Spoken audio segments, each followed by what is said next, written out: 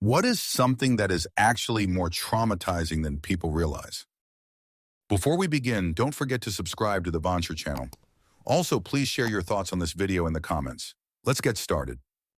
Story 1. Being not believed when you are telling the truth. At least for me, it's worse than the actual bad thing I'm trying to tell about. Answer. I began taking responsibility for everything to avoid being accused of lying at my old job. I was so used to being blamed, I started second-guessing myself. Eventually, I got written up for something I knew I didn't do, and when I steadfastly denied it, they brushed me off. I refused to sign the write-up, and they said it would be noted that I didn't sign.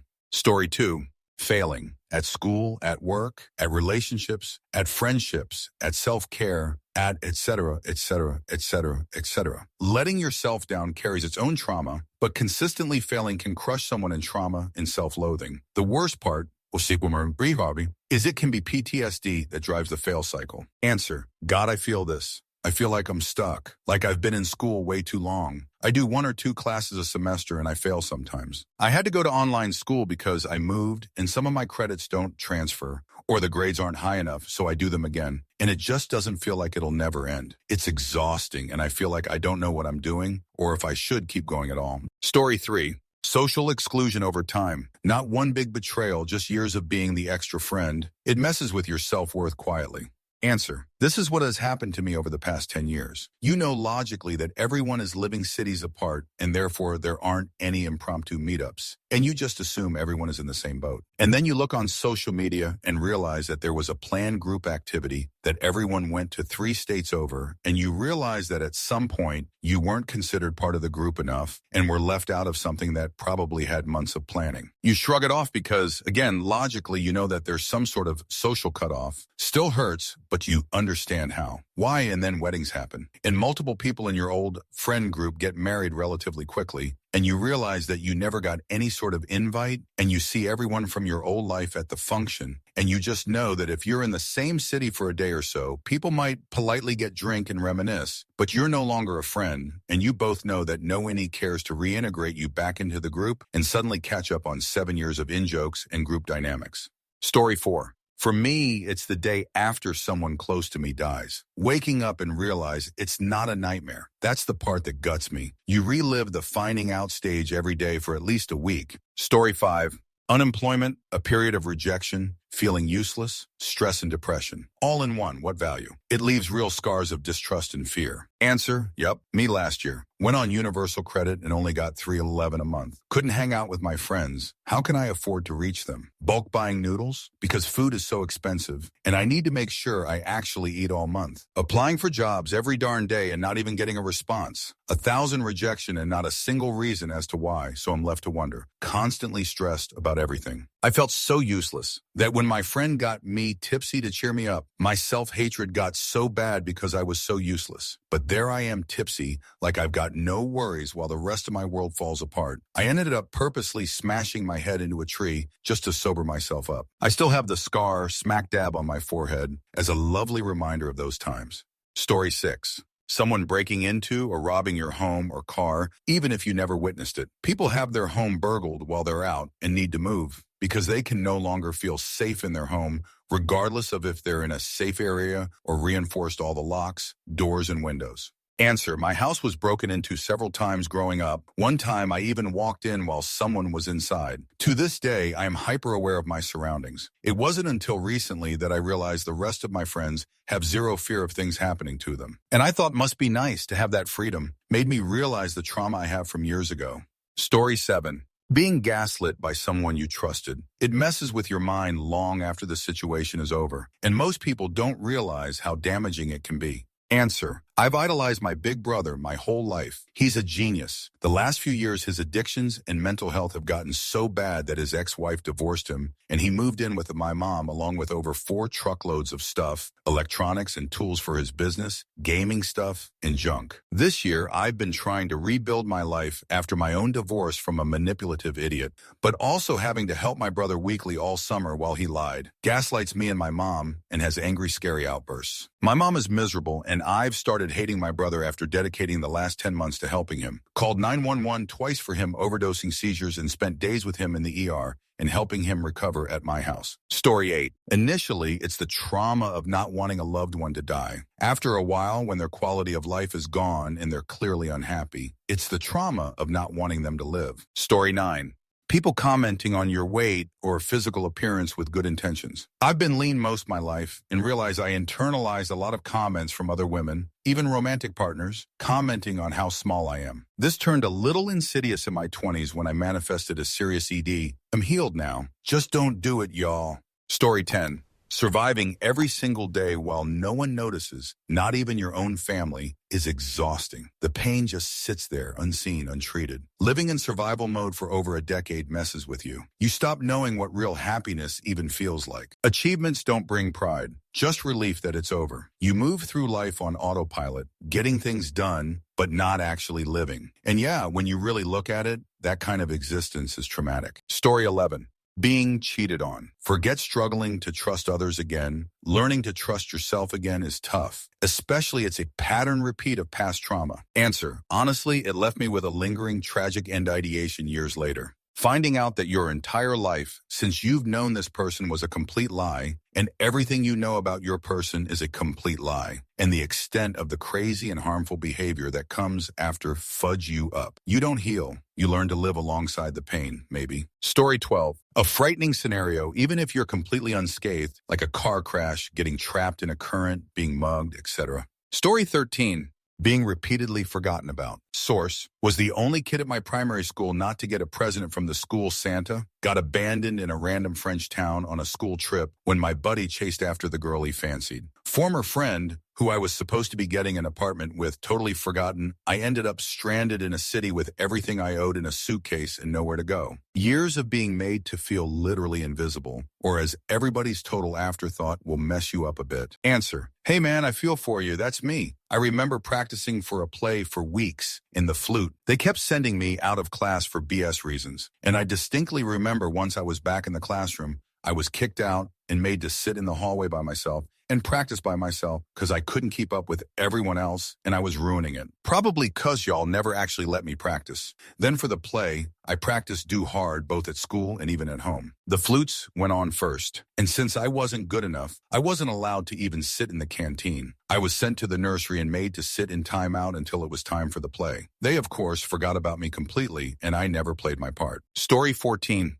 The loss of your ex's family after a breakup. I was with my ex for 6 years and engaged. I was closer to their family than I am to my own. I am still close with my ex. They are my best friend. But their family, it's like I never even existed. Imagine your own mother suddenly acting like you were never a part of the family overnight, cutting you off from family pictures, never saying happy birthday again, etc. Now imagine it's also the dad, siblings, grandparents, aunts and uncles, cousins, an entire family you integrated into for years. It was an amicable split too. It's been nearly 3 years and I still struggle with the grief of the loss. I can't even celebrate Christmas anymore because it makes me miss them too much. I never see anyone talk about this. Answer. There's another facet of this that's never really explored or discussed. The impact on kids who lose not only one parent in a, not on good terms, but not necessarily always, split, but that parent's entire side of their family. That happened to me as a little kid. I didn't know what my parents were going through because, again, I was a kid. I had nothing to do with their relationship drama. All I knew was one day my dad left for work and never came back. And suddenly I no longer had my aunts, uncles, grandparents. Gigi and Papa no longer wanted anything at all to do with us. I found out years later it was because my dad was cheating on my mom and mom filed for divorce because she'd had enough. His super religious and Catholic family cut all of us off for the sin of her divorcing him. He only a few short months after the divorce was finalized went on to marry his affair partner. Story 15.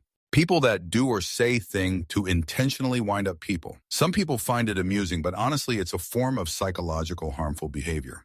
Story 16. Growing up in a high conflict but nonviolent home because the constant hypervigilance required to predict emotional outbursts silently rewires your entire nervous system. Story 17.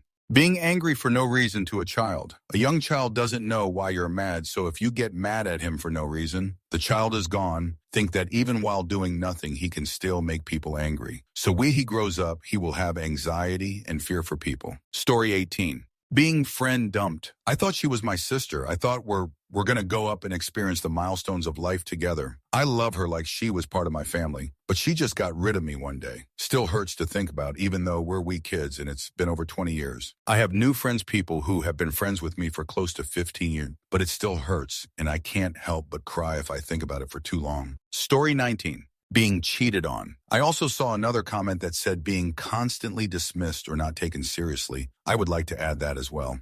Story 20.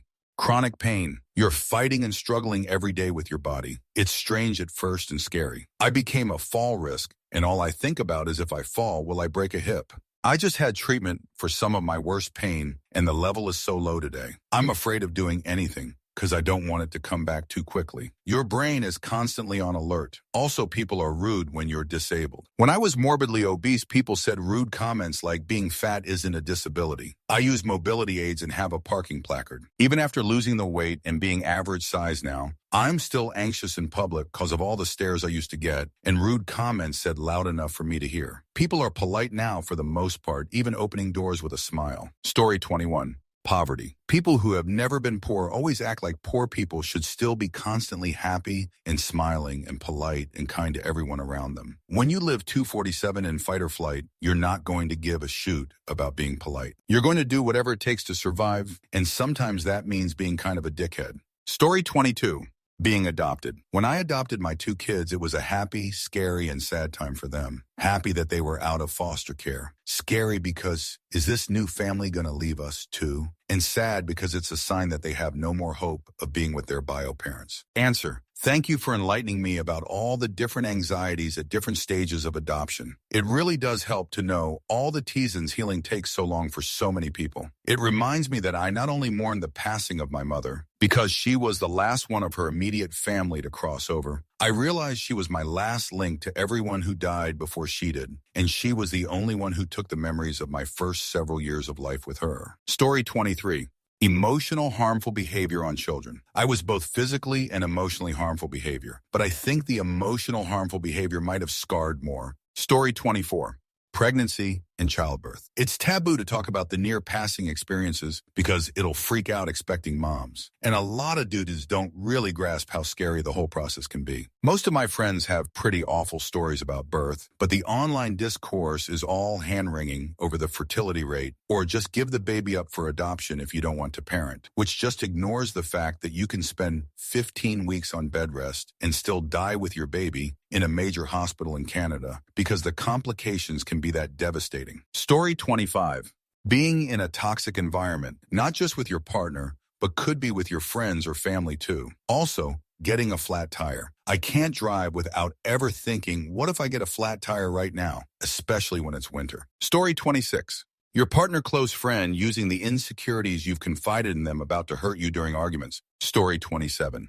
Bullying. I have PTSD from the high school bullying that no member of the administration would do anything about. I had to switch schools. Story 28. Relapse in my epilepsy after 30 years of being seizure-free and losing my license when living an hour from anything. My life changed completely in 3 minutes while I was sleeping. Story 29. Being the parentified child, having to manage your parents' emotions and raise your siblings before you're even a teenager. You weren't harmful behavior. You were just needed too much. Too young. Now you're 30 and can't say no to anyone. Story 30.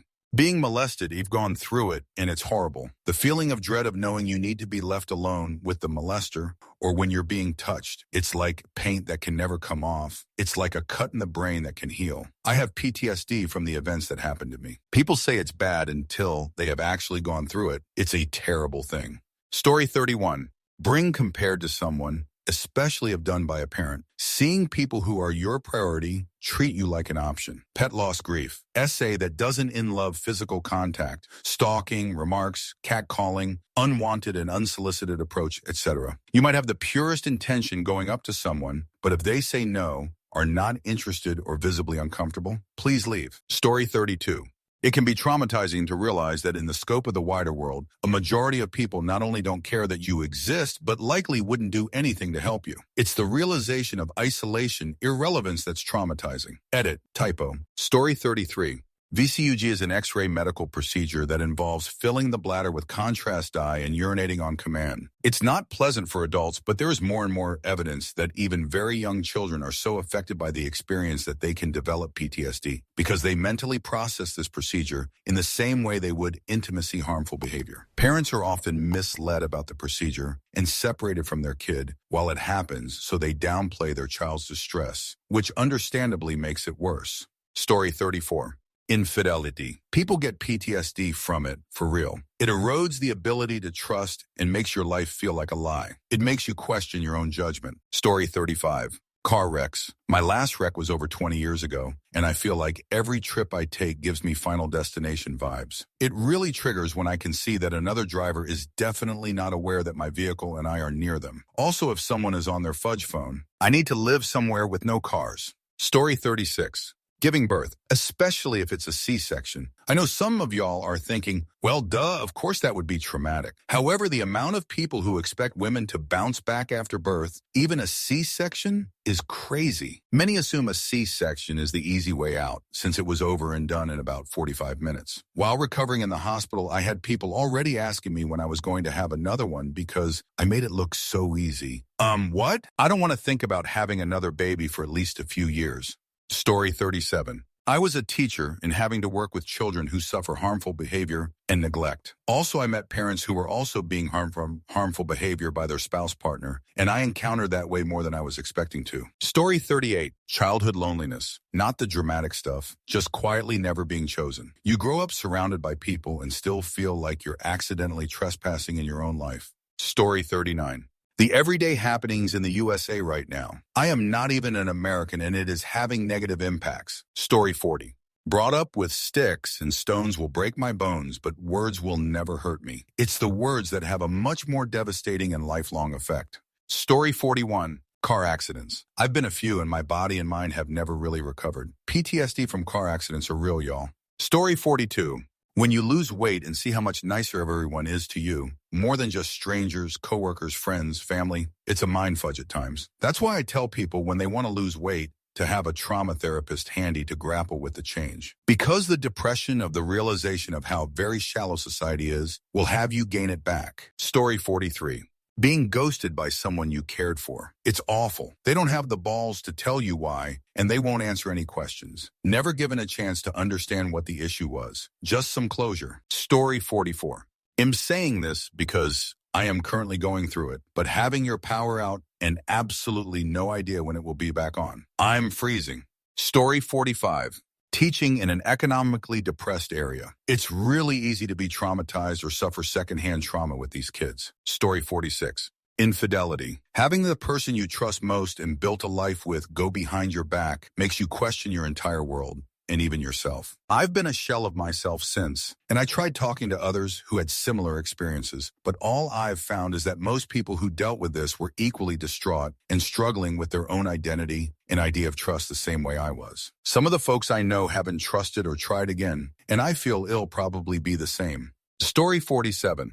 Bullying. I'm in my early 30s and I still have nightmares and prolonged trauma from it that affects my everyday life. Story 48. Having a bully sibling. My older brother has been my lifelong bully. I'm middle-aged and he's still my bully. He's my mother's bully. He bullied a lot of people in high school. He's a horrible person that I can't get far enough away from. Story 49. Losing a pet. It is still a passing, it's still family, but you are expected to be a robot with no emotion and go onward and upward and just get a new one. It's painful. Story 50. Identity theft. It hits you like a ton of bricks. Recovering from it is a meanie, and you feel like you can no longer trust anything. Story 51. Parents saying what is wrong with you. To their kids, to adults, is just a phrase. To kids, it's literal. They begin to think something is actually wrong with them, and that will literally affect them their entire lives. Be careful what you say to kids. Story 52. Surviving breast cancer. The stories are all happy, but 60–80% of women have permanent, serious intimacy dysfunction their risk for depression and anxiety skyrockets, and most have at least subclinical levels of PTSD. And the meds they often have to take for 5–10 years afterwards both cause mental health problems and interact badly with typical antidepressants. A huge number of marriages break up because of the cancer, so many that oncology nurses are trained to comfort women whose husbands have decided to ghost them. Generations of discussing the reconstruction only in terms of the look and feel to a partner have made people think they're actually functional in every way except breastfeeding. Nah, they're chilly and numb to the point that you have to learn to visually check for spills and hazards while cooking. And there are no nipples, which could be part of the reason for the intimacy dysfunction. Anyway, it's actually worse than people think, and that makes it harder on survivors who need support. Story 53. Severe cystic acne. 10 years of active breakouts, scarring self-esteem is shot, have a very difficult time functioning socially as an adult. Story 54. Take down of a child. My only son was taken down last year, and I lost my job of 20 years because I can't think right anymore. People expect me to be okay and be able to function as a normal person. It's not possible. Story 55. I believe what's traumatic is our ability to turn a blind eye to the suffering in the world. Unfortunately, Story 56. Living with miserable people. You don't have to be a target of some suicide's rage to be traumatized by it. There can be no victim in the house. Someone who's always ranting and raving, throwing their arms everywhere, getting insanely upset at the drop of a pen, and just screaming into the air is just as bad for someone's mental. Whenever I'd leave my house and stay at someone else's for a week or so, I'd see how cathartic it was to just be able to chill without hearing, "God damn it, son of a bitch," screamed across the house just because someone dropped a spoon while cooking. Story 57. Any contact with the legal system as a defendant. Basically, anyone who is charged with a crime and goes before a judge ends up with some level of trauma disorder. Story 58. IVF. Constant appointments, needles, medications, hormones, ultrasounds, invasive procedures and operations, draining your life savings, waiting for a magical result every month. Being disappointed it's negative or getting a positive and spending the next 9 months as an anxious mess waiting to lose the baby. The constant barrage of pregnant people around you. Insensitive comments and remarks and all the damn time. When are you going to try for kids? Little do they know you are on your 5th round of egg collections or you've just had your 3rd miscarriage in a row. The constant fear that hangs over you that maybe you won't ever be a parent, and how long do you put yourself through this torture for something that may never happen? How hard it is to smile when you see your friends having baby after baby, no issue falling pregnant at all. The feelings of failure and inadequacy as a woman that you can't do this one thing you feel destined for. I did IVF for years and not a day. Or goes by where you aren't thinking about the fear and anxiety that perhaps you will never have a child in your arms. It is the most consuming, draining thing I've ever been through. And if you haven't been through it, you can never truly understand just how traumatizing it is. Story 59. A pet dying, especially one that you got during a milestone in your life. If you never owned a pet, you can't even understand. Story 60. Being emotionally harmful behavior by your parents. Worst case, nobody sees it, nobody notices it, nobody believes you. Story 61. Being the only educated member of a family that pushed you to be the first one to get your education. It really sucks because they just think it comes with high-paying jobs and don't actually want to listen to any knowledge I've gained from my field. It reminds me of AJ on The Sopranos forming opinions on things and his parents being shocked and Meadows saying, "You wanted him educated. What did you think that would look like?" Story 62. Dental work, specifically dental work following an infection and the long process of dental implants. Story 63. Grief. Yes, people think it's traumatizing, but it's so much more traumatizing than people think. No, strangely, I am not over the passing of my loved one. 2 weeks later. Sorry, my not being happy at work is bringing you down, Joseph. Story 64. Looking for job, being unemployed. You can't send your resume at more offers that they are. Also feeling like a burden, worrying about finances and constant rejection or no response. Story 65. Seeing someone going through a mental health crisis like psychosis. Police couldn't help. Hospitals couldn't help. As much as I tried, I couldn't help. He was over 18, so there was nothing they can do. It traumatized me. Story 66. Losing a parent at a mid-young age. 14 to 25 you. I don't doubt any second that every age is traumatizing, but when you re-entering in the beginning of your adult life, it's totally traumatizing. People think that when the time passes, it's okay, you forgot about the sadness, but in reality, you're just used to it. Personally, I am to a point that after 7Y, after Mom passed away,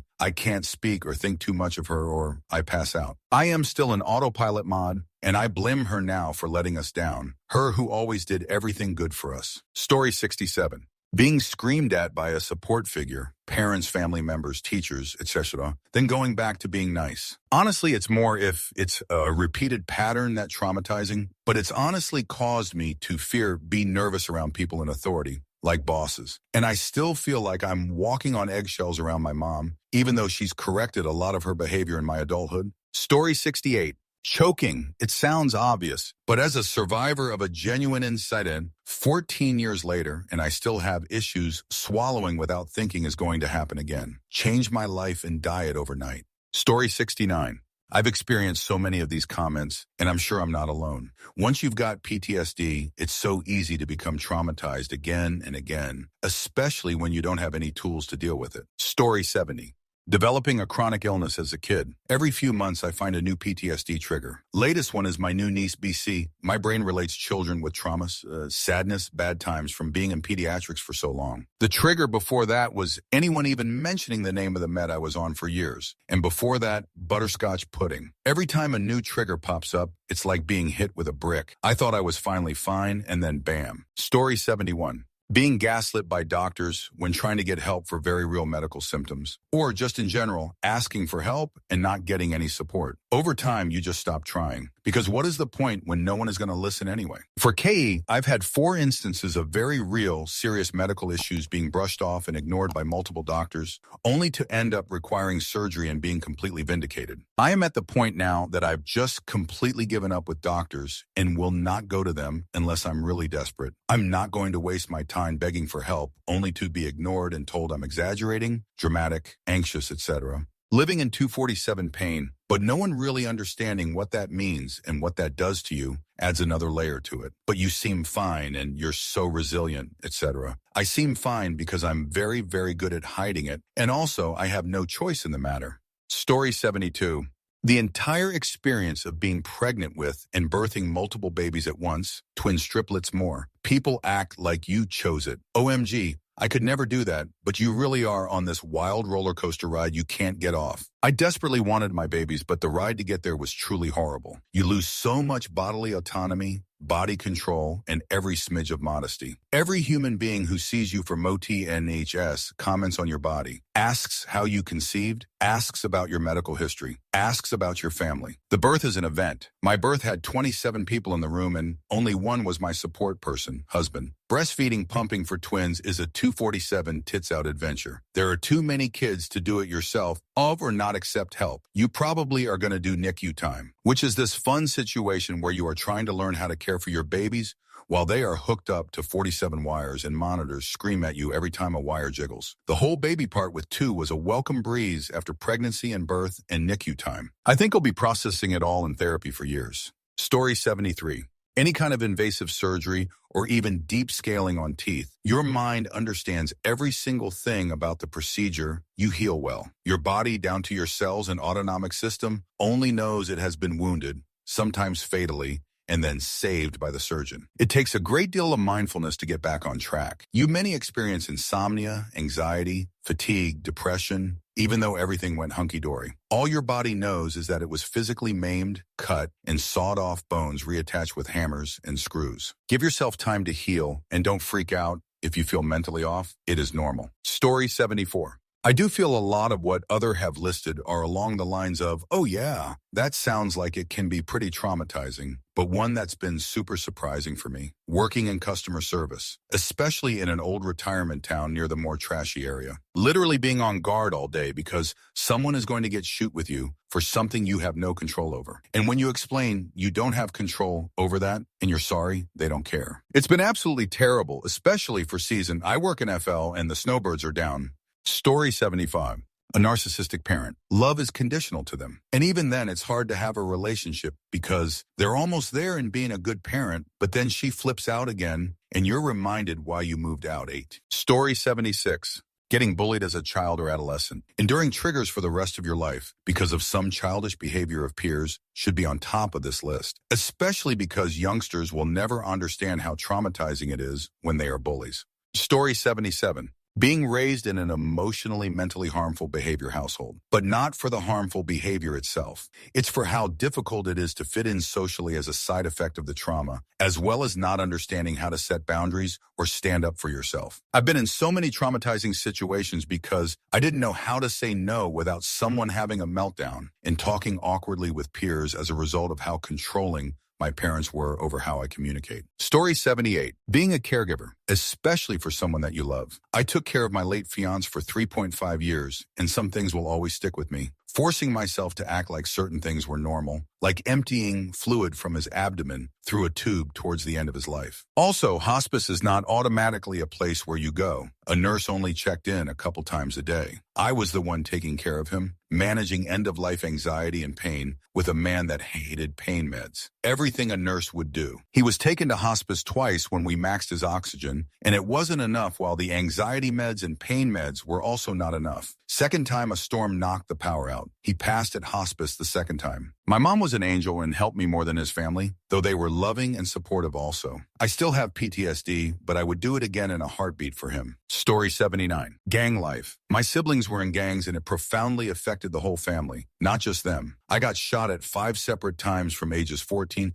19 just because some rival gang members recognized me from hanging out with my sibling. I'm glad I was part of the track team because I had to outrun literal gunfire, and I'd definitely be dead if I were any slower. Whenever I recount these experiences to friends, family, or acquaintances, they minimize it and say, oh well, it's more traumatizing for your siblings because you yourself didn't join the gang. Like as if getting shot at, being followed home, fire set to our house and cars, or bricks being thrown into our windows and repeatedly having to move doesn't affect everyone in the household. It does. My siblings aren't in gangs anymore, but the shadow of that life still follows them everywhere. Story 80. Growing up with undiagnosed mental illness and learning disabilities. I once read that going through growing up autistic amounts to living with a low level of constant background trauma for decades. Story 81. Becoming chronically ill, like you get traumatized by symptoms every day, traumatized by medical professionals and procedures, lose your life, passions, future, financial stability, etc. Story 82. Doctors, nurses dismissing you when you feel like passing, lose out on time with loved ones and can barely function day in and day out. Even when the lab's imaging come back abnormal, it's always watch and wait or not abnormal enough. Then when you go back, because you're getting worse, they tell you it's likely just anxiety or period cramps. Then when you open up to friends about it, they think you're just overreacting because they've never experienced health issues. Eventually you lose so much time with them because you're not getting better, and they think you're being a flake, so they vanish and you end up alone, sick and struggling. Meanwhile, you try to push through working to survive because you got told you can't get disability because you don't have children and you're married even though your spouse only makes 22-hour while living expenses continue to grow. I guess what I'm saying is that it tends to just snowball into more traumatic experiences. And sadly, unless you experience health complications firsthand, it's hard for a lot of people to understand. I didn't understand it myself until it happened to me, and I went from working around the clock and actually being pretty successful to scraping by for my next meal due to being dismissed and/or denied treatment. Story 83. Unemployment. I work at a mental health service that focuses on trauma. Unemployment is a threat to survival. You're powerless to change things. You can't say no to being fired or redundant, and job market is out of your control. There's a societal shame narrative attached to it. If unemployment persists, person has applied for 200 jobs in 6 months, is degree qualified and experienced but powerless to obtain employment in a strained economy. This can be a significantly traumatic experience. Story 84. Floods. I've never had a flood happen, but it did. Nobody knows about the debris and destruction it can cause. Story 85. Doing CPR like you think it's going to work, but instead it's all panic and popping rib cages. Oh, and don't look them in the eyes. That sticks with you. It has with me. Good night, folks. Story 86. I'm probably in the minority here, but constantly seeing so much roadkill really messes with me. In the past year, I've seen countless dead raccoons, geese, some ducks. One raccoon got hit by the truck in front of me, a dead deer, two dead cats, a dead kitten, and what I'm telling myself was a dead coyote. I'm so tired of it. Story 87. Chronic illness. Not everyone gets used to it or has the means to live with dignity, and there's the constant worry that you'll get worse. Also, if it's taken you a long time to get a diagnosis and you've had years being gaslit by doctors. Story 88. Male intimacy assault. A lot of people, especially on this hell site, seem to think it's no big deal for men or that it's wanted. Story 89. Kids bullying other kids. It's not just fun and games and kids being kids. It's toxic, and the mental and physical scars can be with you for life. Story 90. Jump scaring children. Sure, people laugh at it on social media, but your child is genuinely afraid. Adult brains do not differentiate between a real threat and a joke in the moment. How could a child's? It's all about perception, and we process perceived threats as real ones. Story 91. Being bullied. For those who haven't experienced it, it's hard to explain the sheer terror at the thought of having to go to school each day and face that. You can only pretend to be sick so many times. You know that the school won't take it seriously. You know your parents are powerless. It makes life a living hell. Some people can grow up and move past the trauma, but so many take it with them into adulthood where it continues to affect their lives and relationships. It's sickening to go through and to watch your children go through. Story 92. The COVID era. I live in NYC and can't understand when people talk about it like it was an overreaction. I don't know what I'll do if I have to go through something like that again. Like the city felt like it was literally dying. I knew 4 people who died in those first 2 to 3 weeks. The streets were empty except for sirens. And when we did see activity outside of our apartment, it was ambulances with the EMS wearing hazmat suits carrying people out in stretchers, with hysterical family members trying to convince the EMS to allow them to join the sick person in the hospital. This wasn't one or twice, but multiple times a day, every day, for weeks. The body bags around the hospital, trying to survive in a small apartment with a growing family and not being able to leave, no being able to stop by neighboring apartments, struggling to find toilet paper. The utter fear at this time was crazy. And we had it good, with a decent-sized app and comfortable salaries. I can't imagine what those of us who had less went through. Most wires live in small apps because we live outside of our apps. Now that entire world was cut off. My mental health was so bad, and I'm still recovering. Story 93.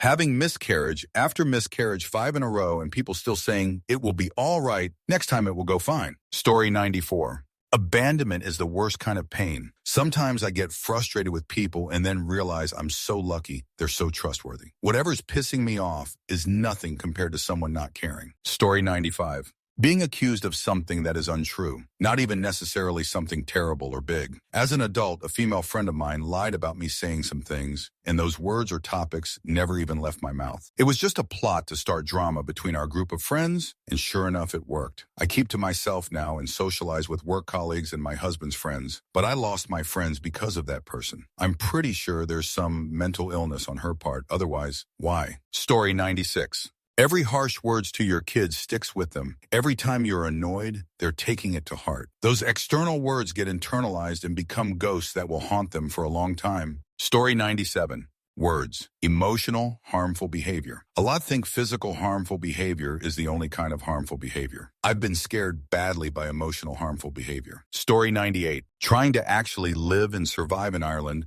A couple both working full-time, decent jobs, still cannot get a mortgage to buy a house. 30-year-olds living with their parents is soul-destroying. Story 99. Pregnancy and birth. Your body stops being your own in a very real way, and then you have a serious and dangerous medical event. Rarely does everything go right, and even if it goes mostly right, it's still very emotional. Story 100.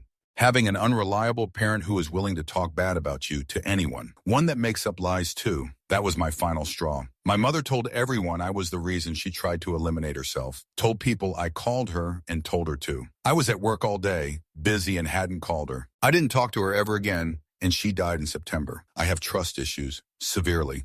Story 101. Mental illness. We more often think about how trauma can lead to exacerbate mental illness than vice versa. But enduring delusions, hallucinations, depression mania, and other impulses, desires, experiences that don't match up with your sense or self or reality can be deeply traumatizing, especially if you don't know why they're occurring or how to stop them. Story 102. Witnessing or experiencing serious car accidents. When I was young, my family was on a trip to South Carolina and we had to go through the mountains. There was a horrible accident in which a semi hit a policeman in a pulled over car. The car went over our minivan in flames. There were flaming tires and pieces of debris falling everywhere. If it wasn't for my aunt's excellent driving, speeding up, slowing down, swerving, all at the right time, we would have perished. The officer and the person in the car died. I think the truck driver lived. I believe he was overtired. To this day, I am terrified of riding on the interstate, and I refuse to drive on one. Being around semis is also anxiety-inducing. Story 103.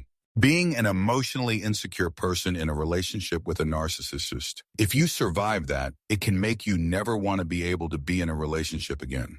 Story 104. Losing a pet. My dog was my best friend in the world. I lost him just over a year ago, and my heart is still broken. Story 105. Being the scapegoat to a child of a narcissistic parent. That shoot fudge you up. It's a pain many people relate to, unfortunately, and supremely difficult to come to terms with. Story 106. Childbirth. You can do everything right. You can easily conceive. You can eat healthy and drink teas and eat dates. You can have a world of support around you. Then for no reason, things can go sour at the end and you still have to heal. The healing can go wrong. You can end up with chronic pain or mental health issues that last years. Story 107.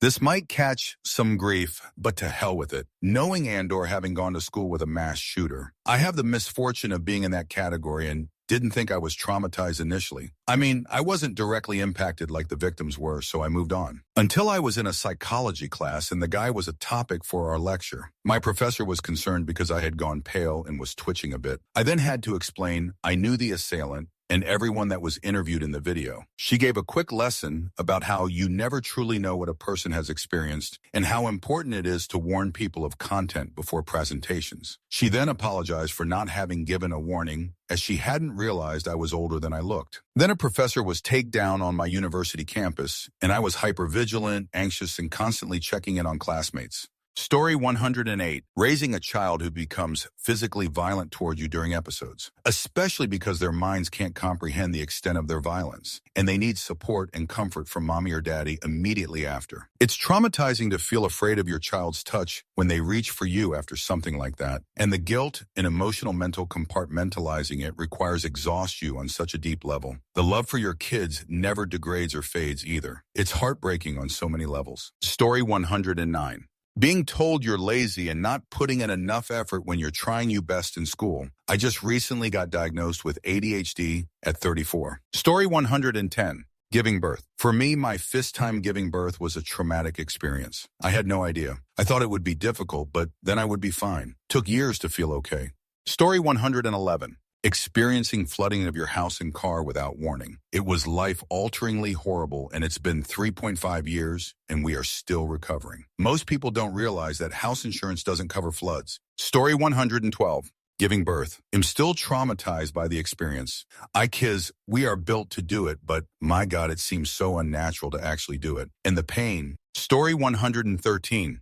Bed bugs. I had that shoot for 6 months, and it wasn't my fault at all. They came from the hoarders in the apartment beneath mine. Having that shoot fudged me up mentally for life. My parents wouldn't let me in their house to do laundry, so I had to go to a laundromat. It was hard to sleep because I would wake up all hours of the night being bitten, and then I'd have to catch them. I began hating sleep because I knew I would be bitten even more. It also affected my relationships and performance at work and spiraled me into a horrendous depression. I also couldn't do anything with my friends or family for fear of spreading the bedbugs to them. During those 6 months, I was heavily considering taking my life. I'm glad I didn't because I went to therapy and am still recovering from it all. I also met my fiance after my apartment got heat treated and moved out to live with him. I told my fiance if I ever experience bedbugs again, I will be in a mental institution.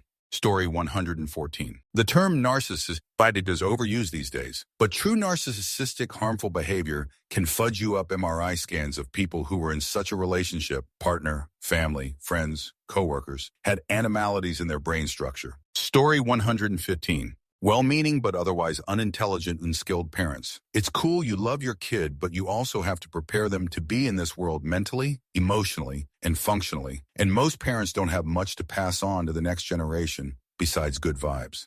Story 116. Childhoods. All of them. The good, the bad, no matter what type of environment you came from, it can all be very damaging. Story 117. Having to deal long-term with the very specific needs of a child with severe elements of autism. It really takes a toll on you. Story 118. Losing a pet, no matter how long you've had them, especially if they are taken by sickness or unexpectedly when they are still young. Story 119. Being a crime victim, even if it's something like being burglarized while you are out of your home. It's worse if it's a mugging, an assault, or something done personally to you in any way. I think we have great empathy for violation victims, assault victims, etc. But being burglarized, having your identity stolen, getting scammed, they all leave a lot of trauma behind. I was robbed at gunpoint at one of my early jobs. Scared the shoot out of me for many, many months thereafter. But I got over that. Conversely, I still have dreams about a burglary that took place at my home over 25 years ago. I don't understand why the latter bothers me so much. Story 120. Your partner being told they have stage 4E cancer. Have so much admiration for Chris Hoy, his wife, the way they are handling his diagnosis. 13 years on my OH as well, but still lives with cancer. Story 121. Dealing with medical issues of a child or pet. I've never felt such a total loss of control or feeling of helplessness. Story 122. The loss of your family when they side with your harmful behavior. It took years for them to see how evil he is. It took social services to get anyone to believe me. By then I was depleted and left with a long-term illness. Story 123. Breakups, even the good ones. Choosing to go separate ways with a person that meant so much to you is devastating. In some sense, it's worse than a passing because they're still out there, and they've chosen to not have you in their life. Story 124.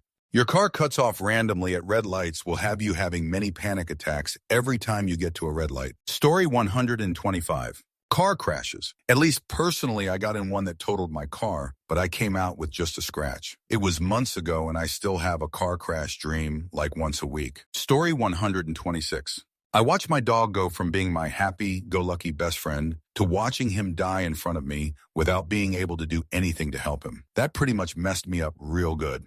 Story 127.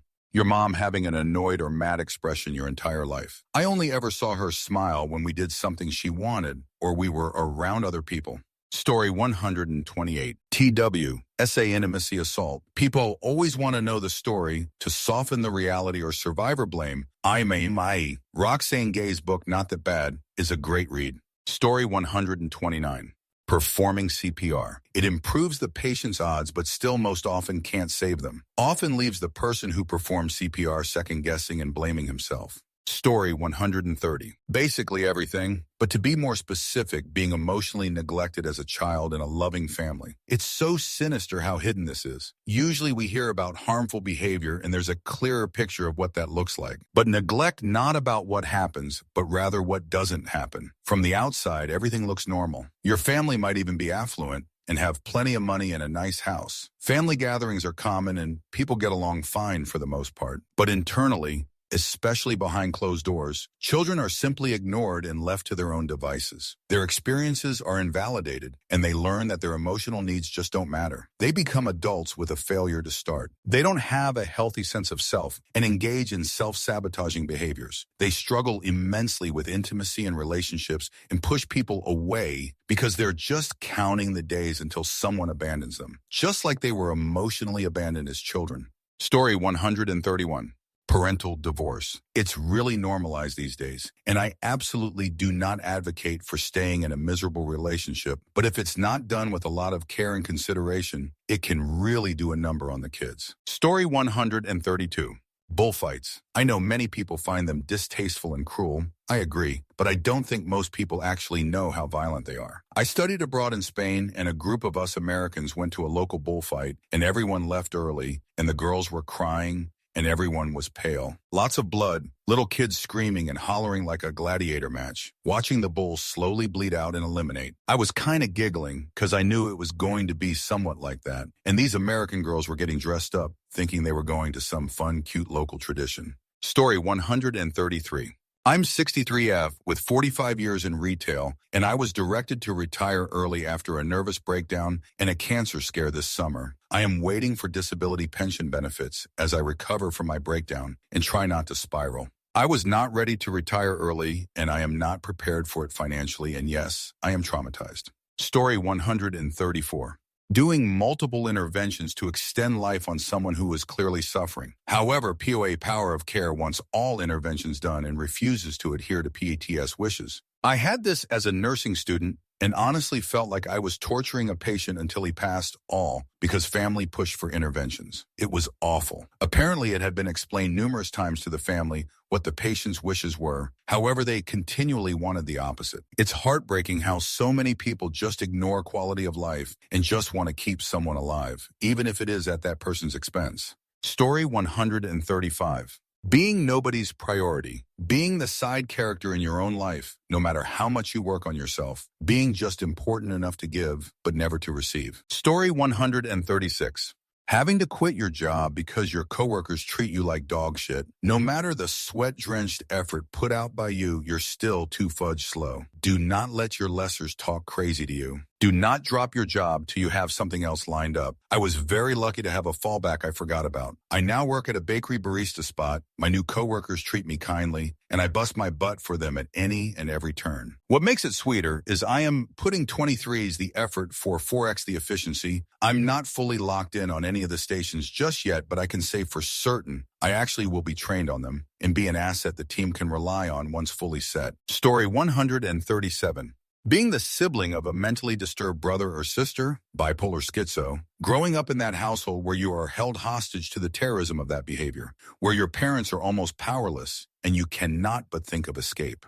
Story 138. Lol, I have experienced 45 of the top comments in the last year to 5 years. At least nobody is dying. Story 139. Being present in a room for a full-blown coat of blue on a loved one, it is not pretty. They beat the hell out of your loved one in the attempt. Then they just walk away, either having been successful or having failed. Even worse, when it is a failure, the doctor calls it, they check vitals a few more times, throw the sheet up, and give you the speech. Story 140.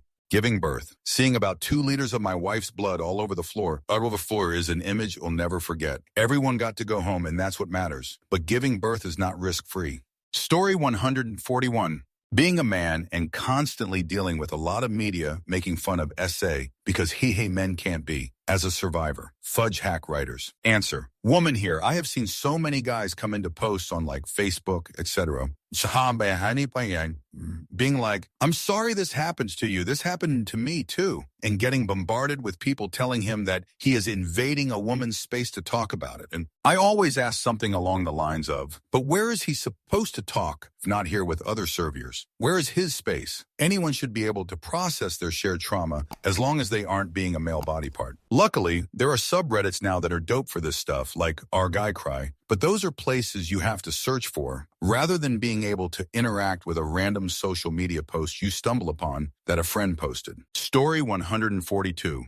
Having severely harmful behavior and neglectful parents, basically tortured. The things you're told and the way you're treated as a kid, especially by family, shape you for the rest of your life. And it's extremely hard to change those thinking patterns, and that mentality beats you. You've had it as one of your earliest memories. I understand that people know that having harmful behavior parents is impactful, but I still have a lot of people tell me your parents still love you. Why would you want your parents dead? Why do you still dislike them? And a lot of other things. But it's impossible to describe to someone that complete sense of worthlessness and helplessness and anger, and so many other emotions that have been bottled in since being a little kid unless you've been through it yourself. Story 143. Honestly, this is a quiet trauma, but I think when you faux everything for everyone, and then it's crickets when you finally ask for help too. That, or taking care of all of your family's needs, and not only do they not return the favor, but don't even notice it. That SNL robe song made me unbelievably sad. Story 144. Toxic relationships. I couldn't have romantic or intimacy relations for 5 years after mine. I still can only have intimacy intercourse with an existing foundation of long trust and love if I don't want to end up a shaky mess. Story 145. Purity culture and being away and taught intimacy is a sin, going on to reject and explore that only to realize you have panic attacks because of it. Story 146. An infestation, doesn't matter what kind. Fleas, bedbugs, rodents, you will be paranoid and jumping at shadows for the rest of your life. Story 147. Moving, it's not just a PIA, it's traumatic, especially if moving to unfamiliar or new territory area. Depending on why you gotta move can be very traumatic. Ex-eviction. Story 148. Childbirth, especially if anything goes awry. I'm amazed anyone intentionally goes through it more than once. Story 149. Being in a coma, being disabled, seeing others self-harm, hearing, being near someone trying to end their life. Health issues. Story 150. Being falsely accused of a crime. Even if you are 110 innocent, the what if will destroy you and make you a very, very untrusting person. Story 151. Systemic misogyny, racism, homophobia, ableism, xenophobia, classism, basically any bigotry that consistently devalues your worth and dehumanizes you. Story 152. Substances addiction. It causes you to experience so much hurt other than what you do to yourself with the substances. Homelessness, toxic relationships, hunger, fear, distrust, loss, extreme stress, sickness, anxiety, more stress and fear. No semblance of safety whatsoever. Always looking over your shoulder. Betrayal. It takes a long time to learn how to be a normal person again. Story 153. Poverty, it never leaves your psyche. Even after years and thankfully being in a better position, it lingers in the back of your mind. Story 154. Verbal harmful behavior in childhood. Some studies have even shown that it has similar psychological effects to SA. Story 155. Those interlaminar steroid back injections. Picture this. Your back is already eliminate you. You have to lay face down, nearly jerk up on a hospital bed while a doctor drives a not-so-insignificant needle between your vertebrae. You can't move from the discomfort. You can't watch what is happening. You can only lay there and feel while clutching at a foam squeeze ball, and if the numbing solution didn't reach deep enough, you'll figure that out very quickly. And if you are in pain, well, you just have to endure a few more seconds until the steroid is fully injected. Story 156. Really bad constipation, like the kind where you have to go sit on the tub to relax your muscles and soothe your butt, and you've got the cold sweats and are shaky, and it hurts like a son of a meanie. I was on chemo for a while, and it messed my guts up for a minute. Stool softeners and stuff only do so much, and I'm not trying to be comical. I don't eat cheese and dairy anymore if I can help it because it does things to me, and I've increased my fiber intake. So much hurt. Story 157. Losing your baby teeth. We don't even think about it as traumatic because it happens to everyone. But as a kid, that's serious body horror. There's a good reason why teeth falling out is a basically universal stress dream. Story 158. Being spanked, especially hard enough to leave hand marks, as a child. It's considered harmful behavior to hit a child, but for whatever reason, older generations considered the bum to be an exception. There's no excuse for it, and I will die on this hill. Research shows it has the same psychological effects as other forms of harmful behavior. Story 159. Having a narcissistic partner, then ex-partner, with whom you have kids with. I thought once I left the living hell would stop. It didn't. She just harmful behavior, the kids. Story 160. Giving birth at the end of a difficult pregnancy. It's absolutely terrifying to not be sure if you or your baby will live. Then the baby arrives and everyone else seems to forget the danger trauma that just occurred. Story 161. Co-parenting with a narcissistic deadbeat other parent who does absolutely nothing but create chaos, and you are tasked with raising kids alone while not talking trash about the other parent in front of the kids, but also pointing out their unhealthy, dysfunctional behavior so the kids don't copy it as they are learning about life. Story 162. Receiving a phone call out of the blue and being told your parent is dead. It's been 4 years and still every single time my phone rings, I feel panicked. Story 163. Living in state benefits, losing your career to a chronic health condition, never being able to live the life you wanted to, expected to, living on a pittance, struggling to get by, constantly on the breadline, yet being judged and vilified for the rest of your life for being lazy, being a scrounger, for supposedly not trying hard enough, for being a waste of taxes, resources, air, always living in trepidation of the possibility of sanctions or reassessment. Story 164. Pet loss. For some people, their pets are the only ones they felt safe and loved by, or their pets provided a sense of stability and routine that they couldn't get anywhere else. That kind of loss is so much bigger than we often give it credit for. Story 165. Sudden and expensive house repairs. The constant fear that fix one didn't fix the problem, so now you go to option 2 and that doesn't fix the problem. By the time that's fixed, you're 5K, 10K in the hole, and another emergency pops up for another 5K. In a matter of months or weeks, you go from being ahead to nearly filing for bankruptcy. Story 166. Genuinely pregnancy and postpartum, you are just suddenly in this massive baby bubble and just ready to crash. Story 167. Normal dating ranges in your 30s don't make it okay in your teens. I heard 4 years won't be a big deal when you're 30, so much when I was 14 dating an 18-year-old. It was encouraged. Story 168. When you achieve some level of notoriety and people get scarily parasocial. And for a while as you get to know new people, it's hard to tell who your real friends are and who's just trying to take advantage of you or get close to you personally in a creepy way. Story 169. Acne generally happens at the most sensitive of times, and it's directly on your face. Seeing people grimace when looking at you is harsh. Story 170. One good thing about losing a job is it's like dropping a bad class and realizing that you never have to go there again. You look at those people and realize that you never have to see them again unless both of you are stopping at a red light and you glance over. They are gone from your life and you no longer need to care. The biggest mistake is internalizing or listening anyone else's opinions about you. Called into a meeting to get fired? Wait just long enough to make sure they're not giving you a promotion. Then put your keys and phone on the table. Tell the HR rep you feel sick and will see them in the morning and leave. Guess what? I no longer care what you think about anything, much less about me, and I am definitely not waiting around to hear it. Yes, then the tough part starts, but you just got a head start by not getting fixated on what people think of you when it no longer matters. Story 171. Lost my job at age 59, downsizing, blah, blah, 10 years, looked for 2 years, decided to start my own business and never looked back. Story 172. Family member with dementia. People may think they know how sad, scary, confusing, sometimes morbidly hilarious it all is, but you have no idea until you go through it. Story 173. I'm sure it's been said already, but your parents' divorce, even an amicable one, I didn't realize how much of an impact it had on my own relationships until after my divorce at the age of 35. Story 174.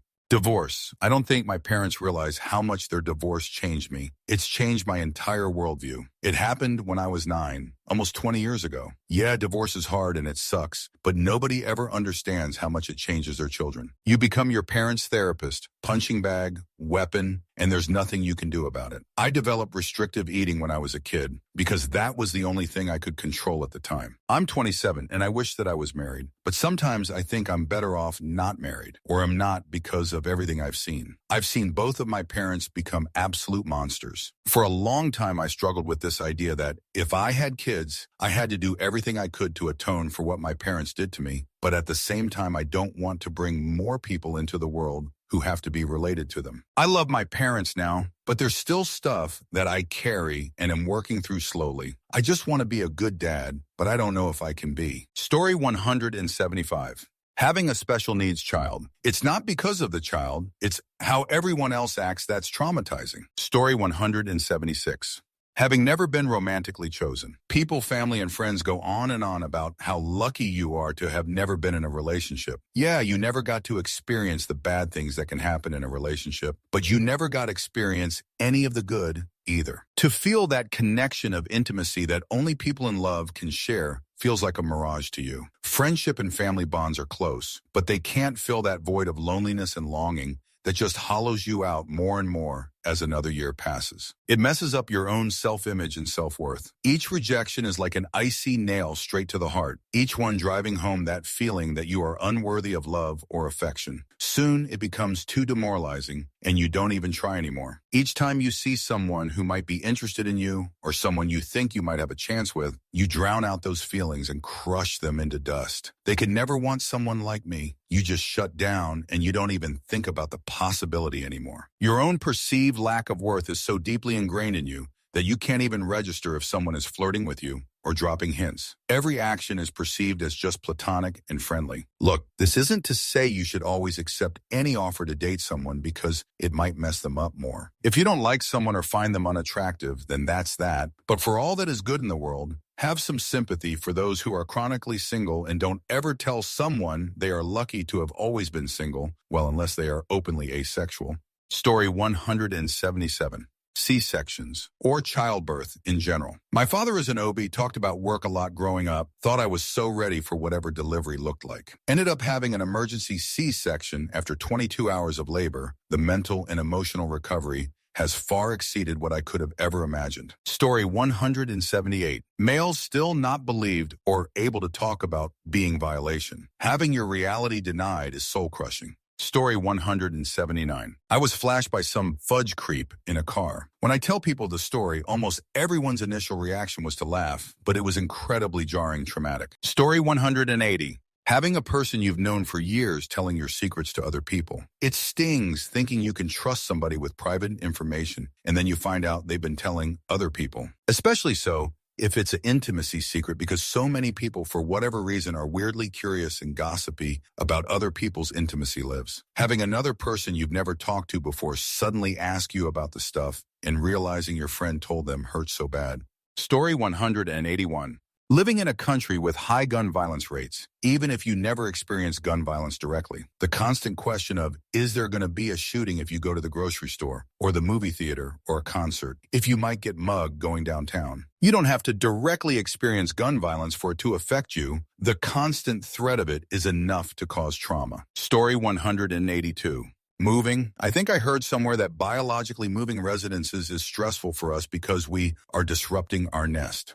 Story 183. Repeatedly dismissing someone's feelings as being too sensitive, making your child, friend, spouse, ishitin, feel like they're the problem instead of examining other factors in a situation really sucks. It makes the sensitive person feel wrong for having emotions, and if you brush off someone repeatedly, it affects their self-esteem, and they may no longer talk or confide in you about their feelings. Story 184. Cynicism. It quietly trains you to expect bad intent everywhere. It shrinks your emotional range, erodes trust, and makes ordinary decency invisible. It feels like protection, but over time it just wears you down and makes the world feel colder than it actually is. Story 185. Being stuck in survival mode for extended periods of time. Even when if things get better, you don't realize it and can't get out of it. You overthink everything, pinch every penny, bunker down at home, etc. Story 186.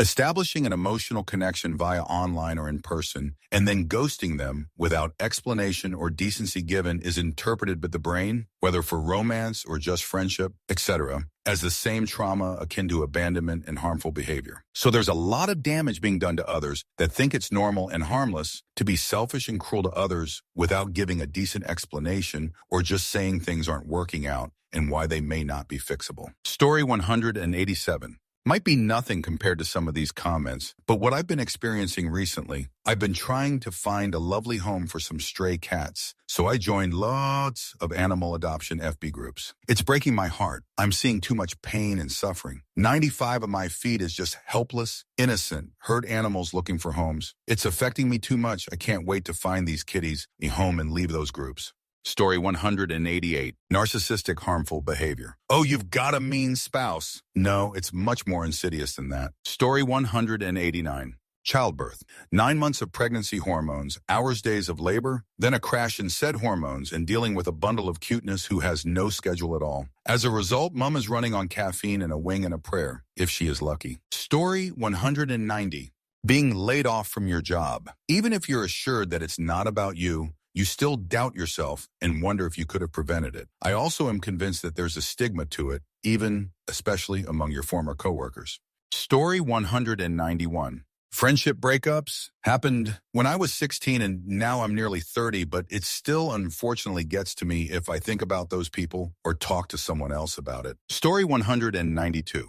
Being repeatedly told you're not good enough growing up. People brush it off as normal parenting, but it literally rewires your brain to self-sabotage. You spend your whole adult life thinking you don't deserve good things. Story 193. I was talking with a guy about home defense last night. I feel a lot of people don't realize how traumatizing taking a life is no matter the reason. It's you or them, and the answer is them. But why did it have to be that way, you know? For anyone curious, no, I have never had to make that decision, but I fear for the day when I have to. Story 194. Having rare congenital issues and going through life without any answers from doctors, parents, etc. Something like this. Dr. A, why did your parents do such and such? Me, I don't know, doc. You tell me. Dr. B, have you received genetic testing before? Me, a little bit. Do you know how difficult it is to get genetic testing done at 38 years old? I get put on the wait list, and before you know it, 2 years rolls by, and insurance says, sorry, try again, rinse and repeat. After playing the million question game with every single doctor, you start to see the ending to the puzzle that your parents portrayed in a bit of ignorance and negligence with your care. Story 195. Being promised that till this life on earth ends for one of us, we will be together. Then have your very best friend shatter everything you hoped for and expected. I almost think that adultery without cause should be a crime, because it hurts someone worse than some punishable crimes do. I'd much rather have had my money stolen than my hopes stolen. Story 196. Having a chronically ill child, having panic attacks and a sense of dread every time your kid is a little more tired than normal, or has a runny nose can be debilitating at times. Story 197. Chronic illness and hospital stays. Never knowing if a doctor or nurse will be kind or even actually read your chart and history of severe surgeries and near-passing experiences. Fun stuff like that. Story 198. Forming an emotional bond and a friendship with a fake person's false mask. Even after the mask comes off and their true colors are revealed, you still find yourself missing the person you thought they were, even if that side of them never really existed. Story 199. Breaking up with someone amicably after years because it's the right thing for both of you, you grew apart, etc. The what-ifs and the answers you'll never get will haunt you. Story 200. Moving. I've moved 15 times in the last 10 years. IDK if that's a lot compared to other people, but I'm exhausted. Story 201. An adult friendship breakup happened to me nearly 2 years ago, and it is so hard to move past questioning whether I could have done something differently at the time, but also being reticent to put my trust in people. That's it for this video. Don't forget to support Vancher and my second channel, Vanchoose. See you soon.